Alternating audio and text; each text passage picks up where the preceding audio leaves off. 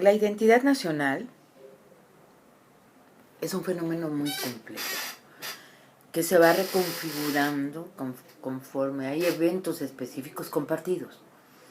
Así, por ejemplo, las distintas etapas de la época colonial imprimen a la sociedad novohispana, que después se va a convertir en la del siglo XIX y después en la del siglo XX, características específicas. El momento en que se pregunta, la pregunta básica, que es ¿quiénes somos? Por supuesto es el momento de la independencia.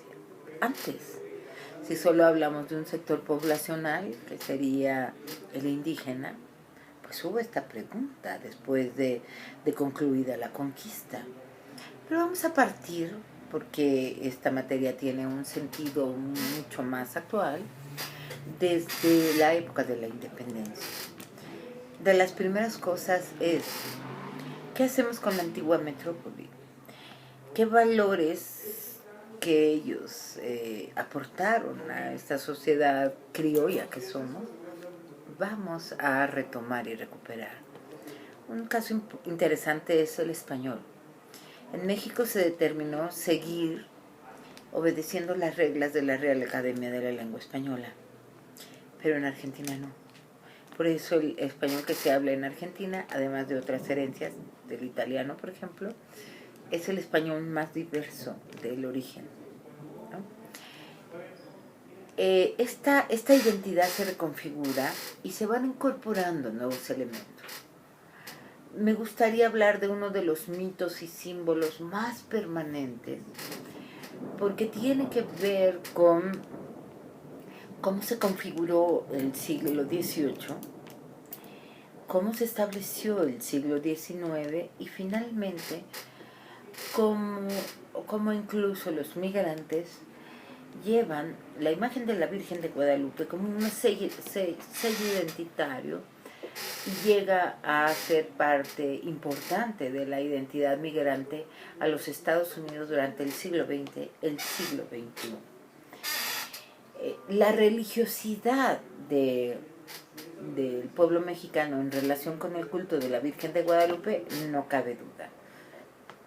Pero a mí me gustaría enfatizar dos cosas importantísimas que pasaron en el siglo XIX y en las épocas anteriores y que van a determinar la fortaleza del guadalupanismo como una parte integral de la identidad nacional. La primera, por supuesto, es preguntarnos por qué el cura Hidalgo toma un estandarte de la Virgen de Guadalupe y con él declara la independencia. La primera pista que tenemos que seguir es justo quién era el cura Hidalgo.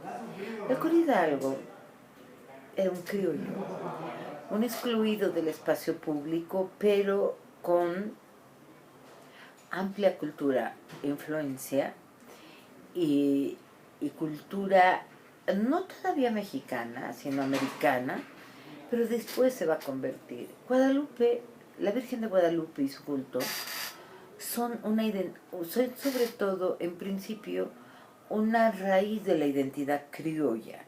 Es decir, de estos descendientes de españoles nacidos en América, y es la respuesta al discurso europeo que decía, ya para el siglo XVIII, que en la América todo se degradaba y era de calidad inferior.